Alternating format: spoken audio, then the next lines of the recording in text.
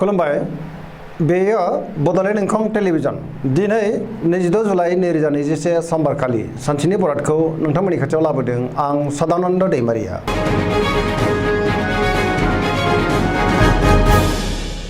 सिगां फरायनो लादों मेष राशि गिबि हांखो अ ल दिनैनि साना मोजां आरो गाज्रिनि गेजेरजों बाबेनलांगोन नेगेटिभ एनार्जिनि गोहोम गोग्लैगोन गोसोनि बोलोआ जोबोर लोरबां जागोन गुबुनजों थगायजानो हागौ गोसोआव दिनै जिंगाया बांगोन गोसोखौ जोबोर गुलुं गुजुं मोनगोन मावनो लानाय खामानिखौ थि समावनो मावफुंनो गोब्राब जागोन देहाया दिनै मोजाङै थागोन अब्लाबो नाथाय जानाय लोंनायाव सांग्रां जानाया गाहाम रांखावरियाव बारा मोजां नङा नाङा फाङा खरसाया बांगोन मोननो गोनां धोनखौबो दिनै मोननो गोब्राब जागोन बेफार फालांगियाव मोजां नङा होनजायो समाजाव मान मोनगोन न'खराव बिसि फिसायनि गेजेराव अननानै फैगोन फिसाज्ला एबा फिसाजोनिफ्राय गाज्रि खौरां मोननो हागौ बहाबा बेरायहैनो एबा दावबायहैनो खाबु मोनगोन लाइमोनफोरनि गोसोआ दिनै जोबोर आला खाला जागोन फरायसाफ्रा फरायनायाव गोसो दुंखांगोन आरो मोजां फिथाइ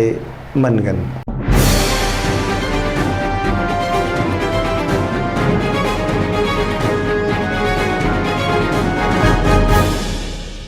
वृष राशि गिबि हांखो इ उ ब दिनैनि साना जोबोर मोजां बयजोंबो गोरोबनो रोंगोन आरो मोजां सोमोन्दो लाखिनो रोंगोन गुबुननि हेफाजाब मोननानै गोसोखौ दिनै जोबोर गोजोननाय मोनगोन गोसोआव बोलोआ बांगोन मावनो लानाय खामानिखौ थि समावनो आरो गोरलैयैनो मावफुंनो हागोन समाजाव गोबां मान मोनगोन रांखावरियाव जोबोर मोजां होनजायो आयआ बांगोन मोननो गोनां धोनखौबो दिनै मोननो हागोन गोबां धोन आरजिनो हागोन बेफार फालांगियाव मोजां मुलाम्फा मोनगोन बहाबा थाङोब्ला दिनै जोबोर मोजां आरो मोजाङैनो हान्थिनो हागोन न'खराव बिसि फिसायनि गेजेराव अननानै फैगोन देहायाबो दिनै मोजाङै थागोन लाइमोनफोरनि गोसोआ दिनै जोबोर रमान्टिक जागोन आरो गावबा गावनि गोसोनि साननायखौ फोरमायलायनोबो हागोन बहानिफ्रायबा हरखाबै मोजां खौरां फैगोन फरायसाफ्रा फरायनायाव गोसो दुंखांगोन आरो मोजां फिथाइ मोनगोन पजिटिभ एनार्जिनि गोहोम गोग्लैगोन धोरोमारि बिथिङाव गोसो दुंखांगोन।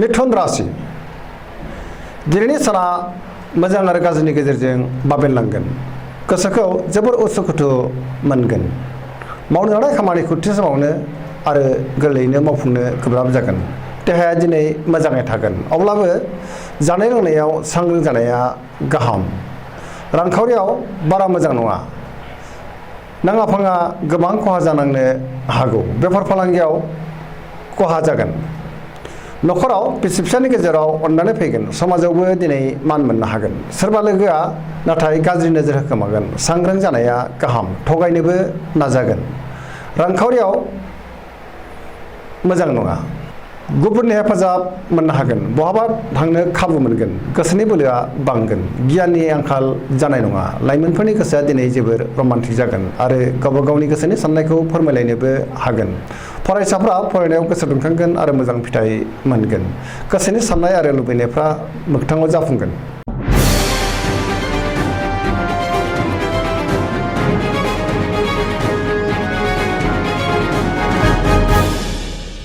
कर्कट राशि गिबि हांखो ड ड ह दिनैनि साना बारा मोजां नङा जेरावबो अपमान जानांनो हागौ सोरजोंबा रायखोमा जागोन गोसोखौ दिनै जोबोर उसुखुथु मोनगोन मावनो लानाय खामानिखौ दिनै मावफुंनो गोब्राब जागोन रांखावरियाव जोबोर मोजां मोननो गोनां धोनखौ दिनै मोननो हागोन बेफार फालांगियावबो मोजां मुलाम्फा मोनगोन आयआ बांगोन देहाया दिनै मोजाङै थागोन अब्लाबो जानाय लोंनायाव सांग्रां जानाया गाहाम गुबुननि हेफाजाब मोननाय नङा जायखि खामानि मावामानो दिनै गाव हारसिंनो मावजोबनांगोन गुबुननि गोसोखौ बोनो गोब्राब जागोन न'खराव बिसि फिसायनि गेजेराव एना एनि फैनो हागौ गोसोनि साननायफोरा गोरोबलायनाय नङा मानिबा जाहोनाव गोबां रागा जोंफ्लांगोन समाजाव बयजोंबो गोरोबनानै थानो रोंनाय नङा नेगेटिभ एनार्जिनि गोहोम गोग्लैगोन।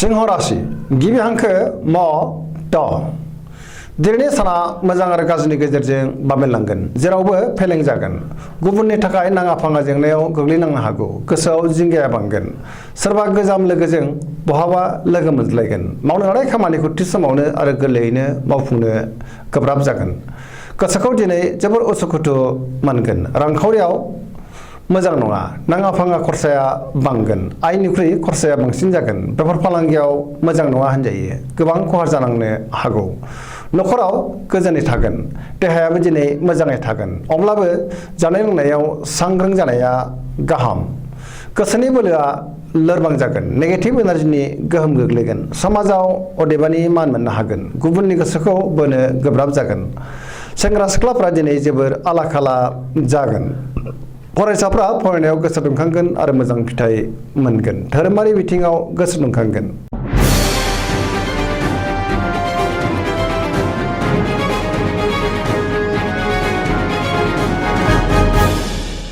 कन्या राशि गिबि हांखो प ट दिनैनि साना जोबोर मोजां गावनि रोंगौथिखौ गुबुननि सिगाङाव दिन्थिनो हागोन आरो बयजोंबो बाख्नाय जागोन गोसोआव गोग्गो साननाय फैगोन रांखावरियाव दिनै जोबोर मोजां होनजायो गोबां धोन आरजिनो हागोन बेफार फालांगियावबो मोजां मुलाम्फा मोनगोन सोरबा गोदान सुबुंजों बहाबा लोगो मोनलायगोन नखराव दिनै बिसि फिसायनि गेजेराव अनलायनाय फैगोन बयजोंबो अनसायजागोन बयजोंबो गोरोबनो रोंगोन गुबुननि हेफाजाब मोनगोन गोसोनि साननायखौ गुबुननो फोरमायनोबो हागोन फरायसाफ्रा फरायनायाव गोसो दुंखांगोन आरो मोजां फिथाइ मोनगोन लाइमोनफोरा गोसोखौ दिनै जोबोर रमान्टिक मोनगोन समाजाव बयजोंबो अनसायजागोन आरो अनजागोन गोसोनि बोलोआ बांगोन गोसोनि साननायखौ गुबुननो फोरमायनोबो हागोन गोसोनि साननाय आरो लुबैनायफ्रा मोगथाङाव जाफुंगोन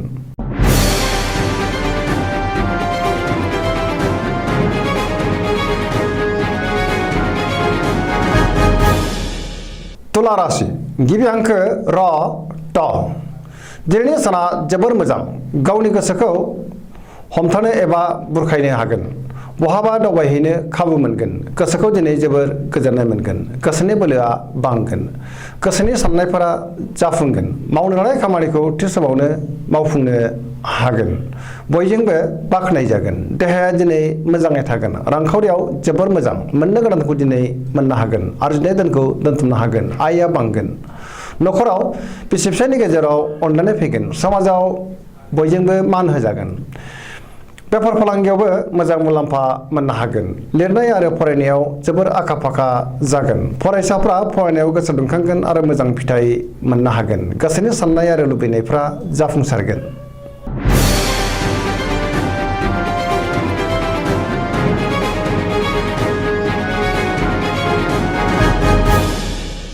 वृश्चिक राशि गिबि हांखो न स दिनैनि साना मोजां आरो गाज्रिनि गेजेरजों बाबेनलांगोन लोगोफोरनिफ्राय हेफाजाब मोननाय नङा सोरबा लोगोआ गाज्रि नोजोर होखोमागोन थगायनोबो नाजागोन गोसोआव बेले बेजे साननाय फैगोन मावनो लानाय खामानिखौ थि समावनो मावफुंनो गोब्राब जागोन अदेबानि गोसोनि बोलोआ बांगोन समाजावबो दिनै मान मोननो हागोन नखराव बिसि फिसायनि गेजेराव अनलायनाय फैगोन बिदा फंबायजों मोजां सोमोन्दो थागोन बिमा बिफानि अननाय आरो बोरखौ मोनगोन रांखावरियाव जोबोर मोजां होनजायो गोबां धोन मोननो हागोन बेफार फालांगियावबो मोजां मुलाम्फा मोनगोन देहाया दिनै मोजाङै थागोन अब्लाबो जानाय लोंनायाव सांग्रां जानाया गाहाम गुबुननि थाखाय नाङा फाङा जेंनायाव गोग्लैनांनो हागौ गुबुननि जेंनायाव हाबफैयानो मोजां नङाबा गोबां खहा जानांनोबो हागौ फरायसाफ्रा फरायनायाव गोसो दुंखांगोन आरो मोजां फिथाइ मोनगोन लाइमोनफोरनि गोसोआ दिनै जोबोर रमान्टिक जागोन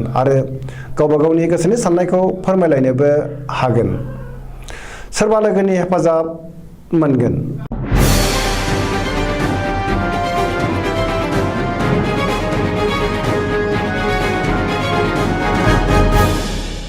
धनु राशि गिबि हांखो ध फ भ दिनैनि साना मोजां आरो गाज्रिनि गेजेरजों बाबेनलांगोन समाजाव लोगो लेवा बांगोन गोसोआव मोजां आरो गोग्गो साननाय फैगोन पजिटिभ एनार्जिनि गोहोम गोग्लैगोन सोरजोंबा गोबां अनसायजागोन गोसोनि बोलोआ बांगोन धोरोमारि बिथिङाव गोसो दुंखांगोन मावनो लानाय खामानिखौ थि समावनो आरो गोरलैयैनो मावफुंनो हागोन रांखावरियाव दिनै बारा मोजां नङा होनजायो नाङा फाङा खरसाया बांगोन बेफार फालांगियाव गोबां खहा जानांनोबो हागौ। सांग्रां जानाया गाहाम। देहायाबो दिनै मोजाङै थागोन। अब्लाबो नाथाय जानाय लोंनायाव सांग्रां जानाया गाहाम।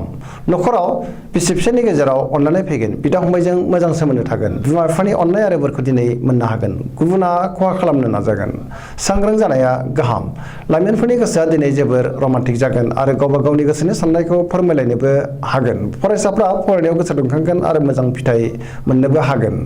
धोरोमारि बिथिङाव गोसो दुंखांगोन।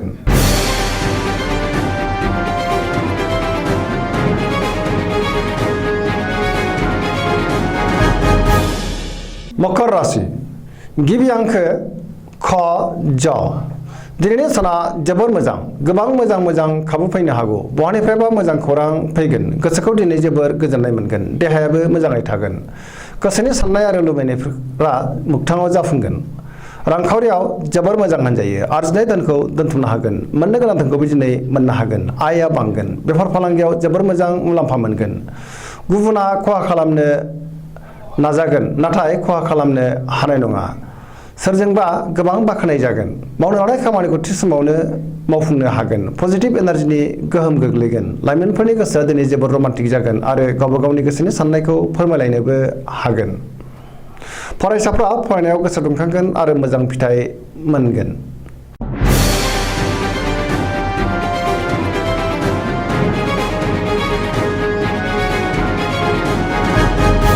कुम्भ राशि गिबि हांखो ग स स। दिनैनि साना मोजां आरो गाज्रिनि गेजेरजों बाबेनलांगोन। गोसोखौ जोबोर गोजोननाय मोनगोन। मावनो लानाय खामानिखौ थि समावनो मावफुंनोबो हागोन।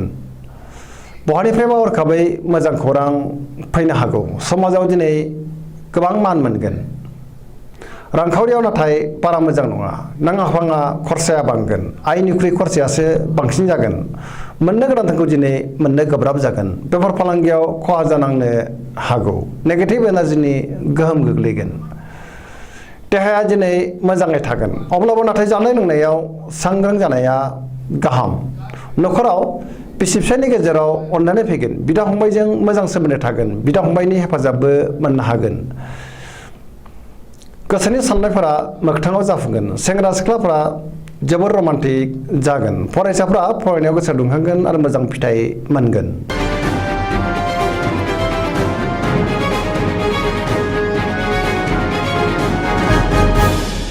मीन राशि गिबि हांखो ड स।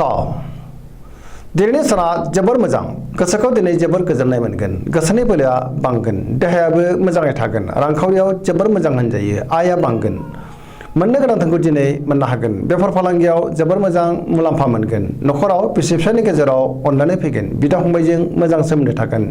बिमा बिफानि अननाय आरो बोर मोनगोन। गुबुननि थाखाय मोजां खामानि मावनानै होनो हागोन। गोसोआ दिनै जोबोर रमान्टिक जागोन आरो गावबा गावनि गोसोनि साननायखौ लाइमोनफोरा फोरमायनोबो हागोन। पजिटिभ एनार्जिनि गोहोम गोग्लैगोन। गोसोनि साननाय आरो लुबैनाया मोगथाङाव जाफुंसारगोन। सरासनस्रायै दिनै साना जोबोर मोजां आरो मोजाङैनो बारग'लांगोन। दिनैनि राशि फरायनाया एसेनोसै। जोबनायाव बेखौनो खावलायो जाहाथे नोंथांमोना सानफ्रामबो जोंनि बे बड'लेण्ड इंखं टेलिभिजनखौ नायबाय थायो आरो साबस्क्राइब खालामो। एसेनोसै। गोजोन्थों।